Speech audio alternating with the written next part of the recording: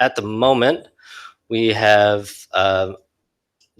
Talikiskik is how is the weather? You can't see the how there because it's behind the video.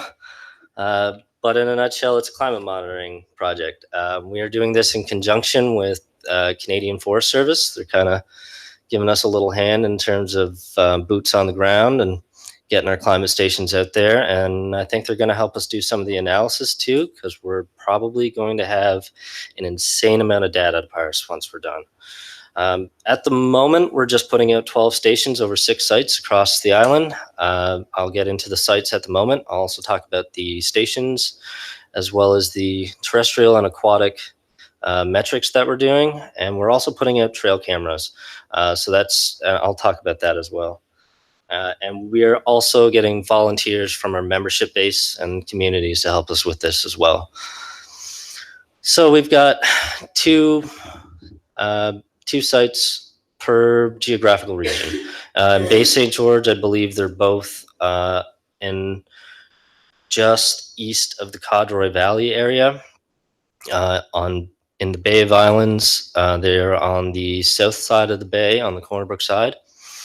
And in central Newfoundland, I believe they're both down by Conn River, which isn't technically part of our band, but St. Albans falls just inside of our territory.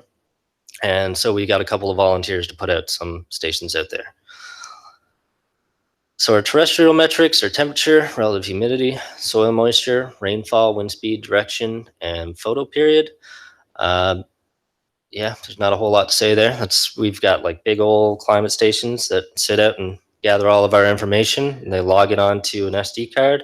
And we have one real fancy 4G connected one that is streaming it straight to my office that we're going to put a real-time feed on the internet.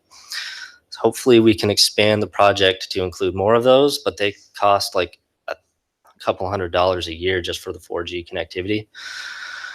Aquatic, we have water temperature, light levels, pH, conductivity, and water levels. I'm still not certain how the water level one works because I haven't been the guy to put together the actual climate stations, but that one, I'm interested to see what comes out of that. And the rest of them is all similar stuff to like a YSI would take. Trail cameras, we're going to be capturing phenology, essentially, berries of budding, of trees losing their leaves in the fall. We're also looking at snowfall, snowfall amounts and melt timing. We've got 10 volunteers. They're not really doing any science. They're just kind of accepting the responsibility of our climate stations. But we're just doing the analysis. So they've taken this upon themselves to make sure that it doesn't get beat up or stolen or anything. And if there are some volunteers outside of the selected areas, we're going to give them a trail cam for the phenology.